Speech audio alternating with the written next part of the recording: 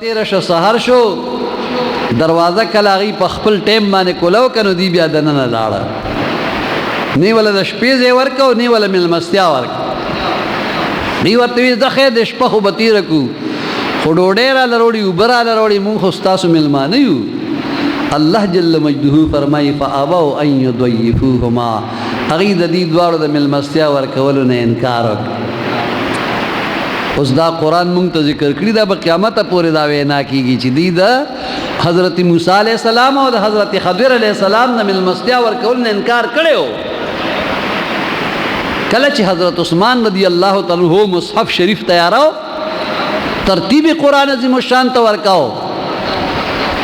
نو هغه وخت کې د انتاکیه خلق رااله ورته کېناسته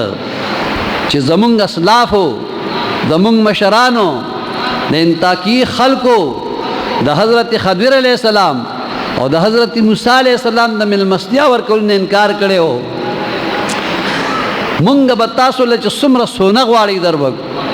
څومره پیسې غواړي دربګ کوم یو څه چې تاسو طلب کاغه مونږ تاسو د مقدار مطابق درک خو صرف دومره وکي چې فابو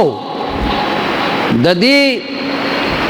فا او د الف نرستو چې کوم با استعمال شوی دا دا با نه دا لاندې دا یو نقطه لري کې دا ټکی او د دې پځې بر صرف دو ټکی واچوي دا لاندې نه ټکی به ختم شي بر به په دو ټکی واچولې شي د فابو پځې به فاتو شي بس دا کارو کې نور چې څومره سونه غواړي په منونو سونه بدل مونږ درک دارنګ په لکونو زرګونو په کروڑونو روپۍ بدل درکو حضرت عثمان رضی الله تعالی عنہ ورته فرمایي الله مال دومره سره کړی دي چې زما د چا سونو ته زما د چا دولتونو ته ضرورت نشته لري الله چې مال را کړی دي ما هم د الله د رضا د پاره خرج کړی دي محبوب به فرمایل صلی الله علیه وسلم وی حضرت عثمان رضی الله تعالی عنہ هغه استدا چې د په دنیا کې سو پیری مان جنت په بیا باندې اغسته لري اغیل الله مال ور کړو خدا الله د رضا د پاره خرج کړي مو او داسې مال خرج کړو چې نه پکې د ریا نه کار اغسته نه د نمود نه د نمایش نه لہذا آغا هستی چې داغي صفت د جناب رسول الله صلی الله علیه وسلم په زبان مبارک باندې بیان شوه دی نو ورته فرمایل زما سونی او دولتونه نه دي پکار تاسو چې دا وای چې دا یو ټکی د با لري کو د دې د پاسه دوه ټکی واچوا نو دا د حضرت عثمان رضی الله تعالی عنہ کلام نه دا دغه د پروردگار جل مجده کلام زه پدې کې دا یو نقطه نشم لري کوله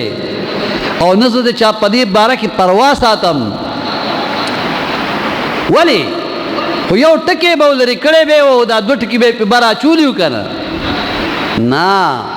حضرت عثمان رضی اللہ تعالی عنہ په دې مسله پیو ځکه دا کارو نه کړ اصل کې دا یو نقطه لري کول او دی باندې بر دوه نقطې چول دې سره په معنا کې فرق راتلو معنا کې فرق رات فابوا ان يضيفوهما دا معنا دا چې پس دی انکار وکړ دې دواړو د ملمستیا ورکول نه او کدا نقطه لاندې نه لري کړي و دې د پاسه دوه نقطې چولې نو بیا به چې فاتو ان يضيفوهما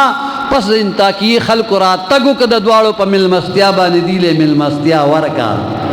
نو انکار کړو نه ور کړو دلته به وی چې ور کنو معنا کې فرق راغی کنه چې معنا کې فرق راتلو نو حضرت عثمان رضی الله تعالی عنہ د الله نه یریده دا کارونه او زمون زمانہ کې نه د خدای پروا کی او نه د رسول الله صلی الله علیه وسلم پروا کی او نه د عذاب پروا کی چې بال الله په دې کوم سزا او عذاب راکړي دا یاد ساتي قران کې راغلي دی یذل به کثیرا په دې سره ډیر خلق گمراه کیږي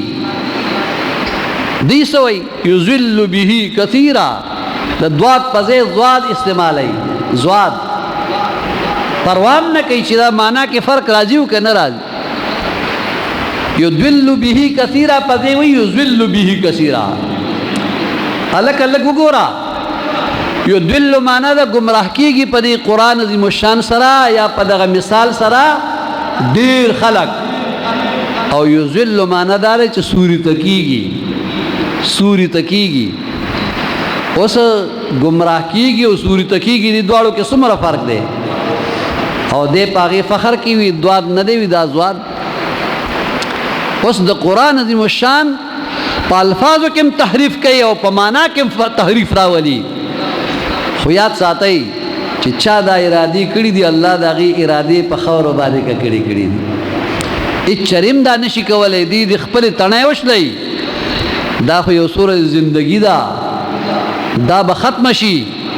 لیکن هغه نه ختمېدون کې زندگی را روانه ده التبه ولا جهنم ورکی التبه ورلا د دنیا د خلقو د پاره عبرتناک سزا ورکی الله دې هغه سزاګانو نه موږ محفوظ وساتي ګورئ مولا علی قاری رحمه الله هغه د شرح اکبر کې دا خبره ذکر کړې او دارنګي د دیوبند یو عالم دی مولانا اشرف علي تانوی صاحب هغه جمال الاولیاء کې دا خبره ذکر کړې ده